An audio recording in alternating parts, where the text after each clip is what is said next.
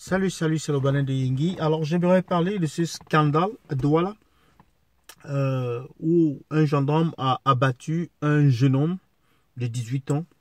Alors, cette information a été publiée aujourd'hui par Paul Chouta. Je vais vous lire le contenu. Douala, un gendarme abat un jeune homme de 18 ans. Et c'est écrit entre parenthèses vidéo et photo. Le quartier Mabanda à Bonaberi, à Douala, a été le théâtre d'une scène rocambolesque. Un gendarme tire il y a quelques minutes sur un jeune homme de 18 ans et lui ôte la vie. D'après les premiers témoignages que le TGV de l'info a eu des personnes présentes sur le lieu du drame, le gendarme aurait demandé au jeune homme de lui présenter sa carte nationale d'identité. C'est ainsi qu'il se serait mis à fuir, d'où elle lui a tiré dessus. Ah, c'est une gendarme en fait. Au moment où nous écrivons ces lignes, le corps de la victime a été vite retiré par la gendarmerie la plus proche et conduit à la morgue de l'hôpital district de Bonasama. La gendarme, quant à elle, est en détention à la compagnie de Bonaberi. Signé Paul Chouta, le TGV de l'info. Donc, vous allez voir... il y a une vidéo et puis il y a des photos. Il y a une vidéo et des photos là. Alors voilà un scandale à répétition au Cameroun. Tout comme les accidents. Tout comme les cas de maladie ou bien de détention, de séquestration dans les hôpitaux pour ceux qui ne parviennent pas à payer.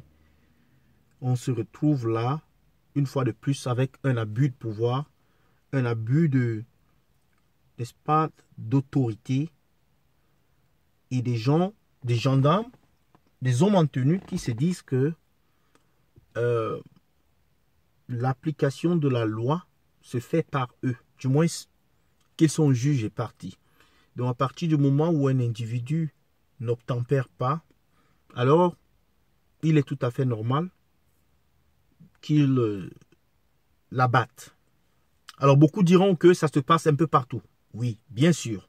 Sauf qu'ailleurs, on fait des enquêtes et parfois ces gendarmes-là vont en prison et puis il y a des conséquences en fait. Mais au Cameroun, on a souvent l'impression qu'il n'y a pas de conséquences. C'est pour cela que ces gendarmes-là vont sortir là et abattre quelqu'un. Ils ne sont pas en France, par exemple. Bien sûr, en France, on abat les gens. La gendarmerie camerounaise, la police camerounaise est calquée sur le modèle français. Et même là-bas, on n'abat pas les gens n'importe comment. C'est une histoire d'identité. Quelqu'un n'a pas d'arme à feu. Peut-être qu'il veut s'enfuir. Mais vous faites l'effort de le retrouver. On n'arrête pas quelqu'un qui veut fuir en lui tirant sur le dos. Ça, c'est simplement une exécution.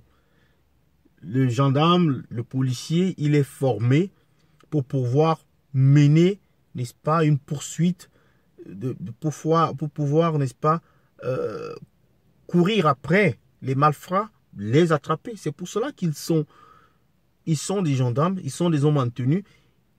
Ils doivent être dans les bonnes conditions physiques pour mener cette, n'est-ce pas, cette mission. Mais s'ils sont des buvards ou des obèses, ou ils sont des personnes maladives qui doivent courir après des bandits. Alors vous voyez, déjà on ne sait pas si celui-là c'est un bandit. On parle d'un jeune de 18 ans. On ne sait pas. Les indications qu'on aurait là, c'est simplement que le jeune homme est fui. On ne sait pas trop les raisons pour lesquelles il s'est mis à fuir. C'est ce qui est dit dans le récit. Ça peut ne pas être vrai, ça peut être erroné. Mais bon, toujours est-il qu'il y a un gendarme qui a perdu, il y a un jeune homme qui a perdu la vie. Il y a une famille qui est endeuillée. Et une fois de plus, il y a une personne, un homme en tenue qui est pointé du doigt, qui a, n'est-ce pas, comment je peux dire, dépassé son spectre d'opération ou bien son spectre de décision. Alors, j'aimerais savoir ce que vous pensez par rapport à cette affaire du gendarme. Là, j'attends vos commentaires.